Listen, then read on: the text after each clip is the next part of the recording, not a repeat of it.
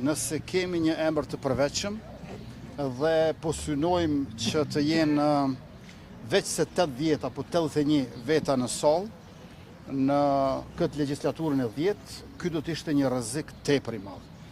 Vetëm një shumicë prej 84-85 është ajo që do të na bënte komod për emrat e përveçëm për 80 deputet që qëndrojnë në sallë dhe votojnë për të zgjedhur presidenti. Dhe më tutje unë besoj që numri 80-81 nuk është caku ynë për të ecur përpara, është më shumë se aq.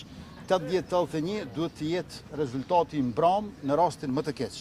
Por Osmani ka qenë një rast tjetër. Jo të jetë synimi ynë maksimalisht. Edhe më herët kam thënë, duhet të synojmë deri në ditën e fundit që ti kemi jo 80-81, po 84-85. Do të përpiqem